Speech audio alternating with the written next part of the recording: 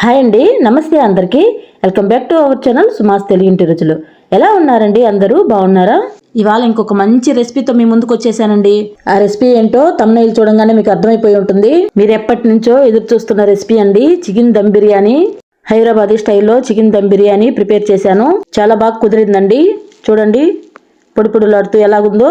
ఇలా నేను చెప్పినట్లుగా ప్రిపేర్ చేసుకోండి, టేస్ట్ చాలా బాగుంటుంది. ఒకసారి ఇలా ప్రిపేర్ చేసుకొని తిన్నారంటే మళ్ళీ మళ్ళీ ఇలాగే ప్రిపేర్ చేసుకొని తినాలనిపిస్తుందండి, అంత టేస్టీగా ఉంటుంది. ఈ బిర్యానీలో వేసుకున్న లెగ్ పీస్ కూడా సాఫ్ట్ గా ఉడికింది, కనిపిస్తుంది కదా జ్యూసీగా ఎలా ఉందో. చికెన్ దమ్ బిర్యానీని చాలా తక్కువ టైంలో టేస్టీగా ఎలా ప్రిపేర్ చేసుకోవాలనో చేసి చూపిస్తాను. మరి మీరైతే ఈ వీడియోని స్కిప్ చేయకుండా చివరి వరకు చూస్తేనే మీకు అర్థమవుతుందండి బిర్యానీ ఎలా ప్రిపేర్ చేసుకోవాలనేసి. ఓకేనా? ముందుగా ఇక్కడ కనిపిస్తున్నాయి కదా మసాలా దినుసులు: చెక్క, మొగ్గ, యాలకులు, జాపత్రి, సోంపు, అలాగే బిర్యానీ ఆకులు, స్టార్ పువ్వు.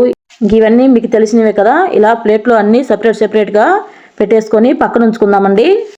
ఇప్పుడు ఒక బౌల్ తీసుకొని అందులో బాస్మతి రైస్ కొలత ప్రకారం వేసుకోవాలండి. ఈ గ్లాస్తో 3 గ్లాసులు బాస్మతి రైస్ అయితే వేసానండి. అంటే 1 కిలో రైస్ వేసానండి. కొలత ప్రకారం అయితే 1 కిలో ఉంటాయి. ఈ గ్లాస్తో 3 గ్లాసులు వచ్చాయి. ఓకేనా? మీరు కూడా ఈ చికెన్ దమ్ బిర్యానీకి బాస్మతి రైస్ తీసుకోండి, చాలా బాగుంటుంది. ఇప్పుడు ఈ రైస్ని నీట్గా 2 సార్లు కడగాలండి. మరి ఎక్కువగా రఫ్ చేయకుండా నేను చూపించినట్లుగా క్లీన్ చేసుకుంటే సరిపోతుంది. మరి ఎక్కువగా రఫ్ చేసి కడిగితే ఇరిగిపోతాయని, అంతే, ఇంకేం లేదు.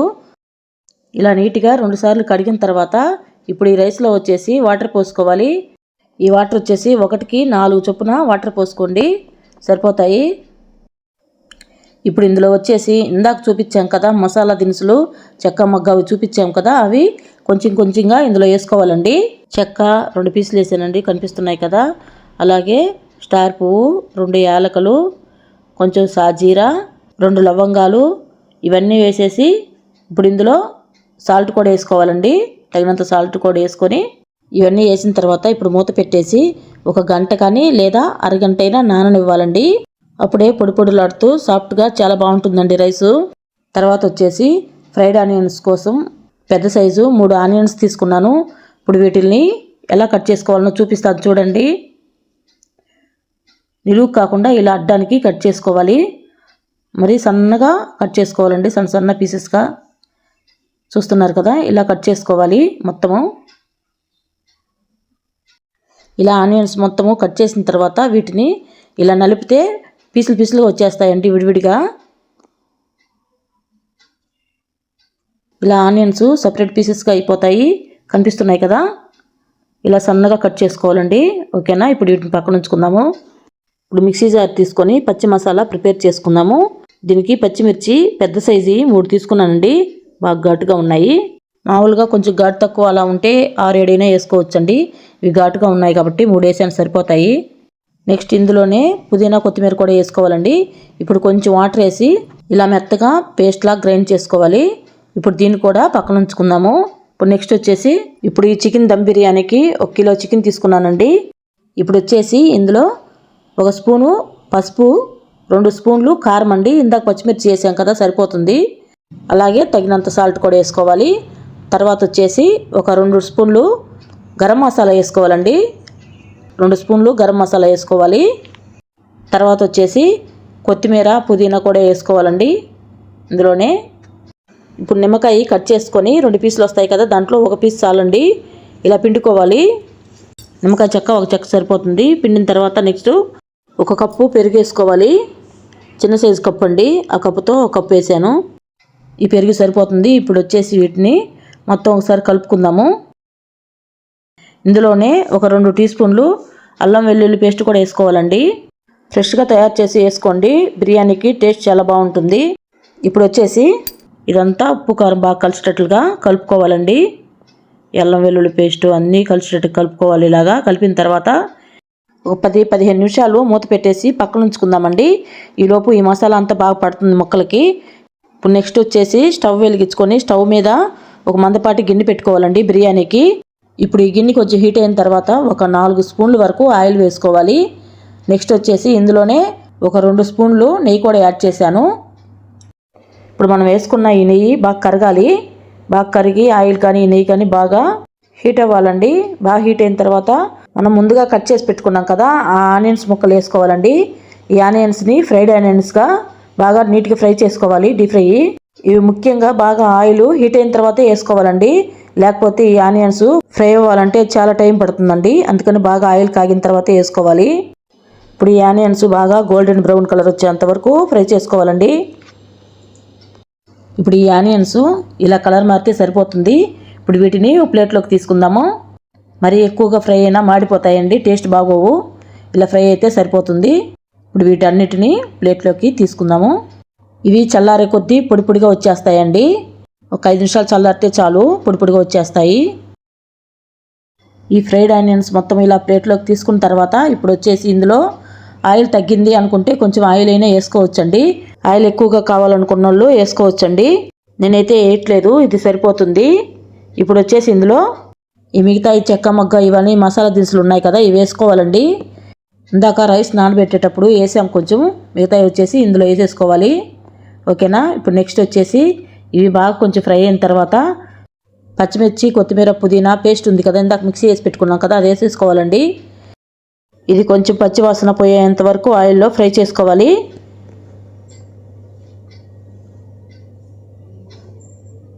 ఇలా ఫ్రై అయిన తర్వాత ఇప్పుడు చికెన్ పీసెస్ వేసుకోవాలండి. ఇందాక మ్యారినేట్ చేసి పెట్టుకున్నాం కదా, ఇప్పుడు ఆ చికెన్ పీసెస్ని వేసుకోవాలి.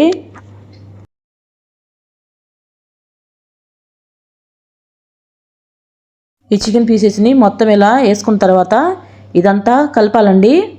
మొత్తం కలిసేటట్లుగా కలుపుకోవాలి. ఈ గ్రేవీ ఇదంతా చికెన్లో కలిసేటట్టు కలుపుకోవాలండి. ఇలా కలుపుకున్న తర్వాత ఎమ్మటే మూత పెట్టి ఉడికించకూడదండి. ఇలా ఆయిల్లోనే కొంచెం ఫ్రై అయ్యేటట్టుగా కలుపుకుంటూ కొంచెంసేపు ఫ్రై చేసుకోవాలి. చిన్నగా కలుపుకుంటూ ఫ్రై చేసుకోవాలండి, లేకపోతే అడుగంటుతుంది. ఇలా ఫ్రై అయిన తర్వాత ఇప్పుడు మూత పెట్టేసి ఒక్క 10 నిమిషాలు వాటర్ ఏమి వేయకుండా మూత పెట్టి ఒక్క 10 నిమిషాలు ఉడికించాలి. ఆ చికెన్ అలా ఉడుకుతుండగా ఇప్పుడు నెక్స్ట్ ఈ రైస్ను కూడా స్టవ్ మీద పెట్టేసుకొని ఉడికించుకోవాలండి. కొంచెం కొత్తిమీర, పుదీనా కూడా వేసుకొని ఉడికించాలి. 10 నిమిషాల తర్వాత చికెన్ ఇలా ఉడుకుతుంది. ఇప్పుడు దీన్ని ఒకసారి కలుపుకుందాము. అడుగంటకుండా కలుపుకోవాలండి ఇలా. ఇప్పుడు ఇందులో మనం ముందుగా ఫ్రై చేసుకున్నాం కదా ఫ్రైడ్ ఆనియన్స్, అవి వేసుకోవాలండి. ఈ ఫ్రైడ్ ఆనియన్స్ అయితే కొంచెం సేపుగా చూడండి పొడి పొడిగా ఎలా ఉన్నాయో, బాగా పొడి పొడిగా వచ్చేసేయండి. గలగల సౌండ్ కూడా వస్తుంది. ఇప్పుడు ఈ ఫ్రైడ్ ఆనియన్స్ వేసుకుందాము. ఈ ఫ్రైడ్ ఆనియన్స్ మొత్తం వేసేయకుండా కొంచెం ఉంచి మిగతా అన్నీ వేసేయచ్చండి. ముక్కల భాగం వరకు వేసుకోవాలి, ఒక భాగం మాత్రం లాస్ట్లో వేసుకోవాలండి. ఇవి చాలు. ఇప్పుడు ఇదంతా ఇంకోసారి కలిసేటట్టు కలుపుకోవాలి. ఇలా కలుపుకుంటే సరిపోతుందండి, ఇంకేం కలపన అవసరం లేదు. ఇప్పుడు ఇందులో రైస్ వేసుకోవాలి. రైస్ చూడండి ఒక 70% వరకు ఉడికాయి. బాగా నానబెట్టాం కాబట్టి తొందరగా ఉడికాయండి. కొంచెం చేతితో తీసుకొని నలిపితే అర్థమవుతుంది. చూడండి ఇలా ఉడికితే సరిపోతుంది. 70% వరకు ఉడికింది. ఇప్పుడు ఈ రైస్ తీసుకొని ఇందులో చికెన్లో వేసుకోవాలి. ఇలా కొంచెం కొంచెంగా తీసుకొని వేసుకోవాలండి.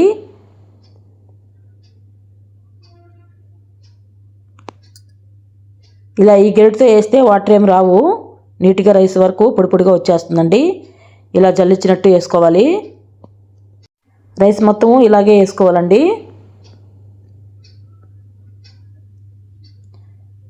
మొత్తం ఇలా వేసిన తర్వాత లాస్ట్లో ఫ్రైడ్ ఆనియన్స్ పక్కన పెట్టాం కదా, అవి వేసుకోవాలి ఈ రైస్ పైన. ఇప్పుడు వచ్చేసి కొత్తిమీర, పుదీనా కూడా వేసుకోవాలండి. ఫ్రైడ్ ఆనియన్స్ వేసిన తర్వాత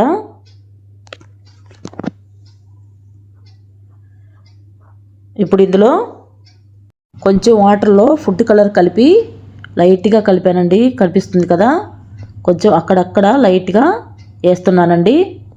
ఈ కలర్ వచ్చేసి వేసుకోపోయినా ఇబ్బంది ఏం లేదండి, ఇది ఆప్షన్ మాత్రమే. అవసరమైతే వేసుకోండి, లేకపోతే స్కిప్ చేసేసేయండి. నేను అక్కడక్కడ లైట్గా వేసానండి వీడియో కోసము. ఇప్పుడు దీనికి సరిపడా మూత పెట్టేసి ఆవిరేం పోకుండా పైన బొరుగు పెట్టాలండి. ఒక గిన్నెతో వాటర్ పెట్టాను, ఆవిరి బయటికి రాకుండా చుట్టూ పిండి అయినా పెట్టచ్చండి, లేదా ఇలా బరువు పెట్టినా సరిపోతుంది.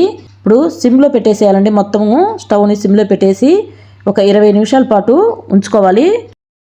20 నిమిషాలు అయింది. ఇప్పుడు మూత తీసి చూద్దాము. మూత తీయంగానే ఈ బిర్యానీ స్మెల్ అయితే అదిరిపోయిందండి. ఈ బిర్యానీని అయితే ఎప్పటి నుంచో అడుగుతున్నారండి మన సబ్స్క్రైబర్స్. అది ఇప్పుడు కుదిరింది. చాలా బాగా వచ్చిందండి బిర్యానీ అయితే. చూస్తున్నారు కదా మీరే. ఈ బిర్యానీ అయితే మంచి అరోమాతో చూస్తుంటే చాలా బాగుంది కదా. ఈ బిర్యానీలో వేసిన ముక్కలు కూడా బాగా ఉడికి గ్రేవీగా ఎలా ఉందో చూడండి. బిర్యానీ ముక్కలు కూడా చూడండి చెక్కు చెదరకుండా ఎలా ఉన్నాయో. ఈ లెగ్ పీస్ కూడా చూడండి సాఫ్ట్గా బాగా ఉడికి గ్రేవీగా చాలా బాగుంది కదా. రైస్ కూడా చూడండి పొడిపొడులాడుతూ ఎలా ఉందో. ఈ రైస్ కూడా బాగా ఉడికి పొడిపొడులాడుతూ చాలా బాగా వచ్చిందండి. పీస్ కూడా చూడండి చెక్కు చెదరకుండా ఎలా ఉందో. చూశారు కదా. రైస్ కూడా పొడిపొడులాడుతూ చాలా బాగా వచ్చిందండి. చూస్తున్నారు కదా మీరే. స్మెల్ అయితే అదిరిపోతుందండి. ఎప్పుడెప్పుడు తిందామా అనిపిస్తుంది. చూశారు కదా. ఈ లెగ్ పీస్ని కూడా చూపిస్తా ఉండండి, మీకు ఉడికిందో లేదో మీకే అర్థమవుతుంది.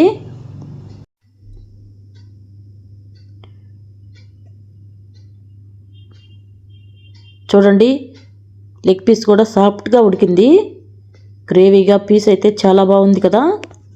ఈ బిర్యానీ మరీ డ్రైగా లేకుండా గ్రేవీగా సాఫ్ట్గా పొడిపొడిలాడుతూ చాలా బాగా కుదిరింది. మరి ఈ బిర్యానీ రెసిపీ మీకు నచ్చిందా? నచ్చితే మీరు ఎప్పుడు ట్రై చేస్తున్నారు? మరి నేను చెప్తున్నానని కాదు కానివ్వండి, నేను చేసినట్లుగా ఇలా మీరు ట్రై చేయండి ఒకసారి. మీరే చెప్తారు సూపర్ వచ్చిందనేసి. మళ్ళీ మళ్ళీ ఇలాంటి బిర్యానీ ప్రిపేర్ చేసుకొని తినాలనిపించేటట్లుగా ఉందండి. అంత బాగుంది. మీరు ఒకసారి ట్రై చేసి చూడండి, ఇంకా వదలరు ఈ టేస్ట్ని. ఓకేనా? మరి ఈ వీడియో మీకు నచ్చిందా? మీకు నచ్చితేనే ఈ వీడియోకి ఒక లైక్ ఇచ్చి షేర్ చేసి సబ్స్క్రైబ్ చేసుకోండి.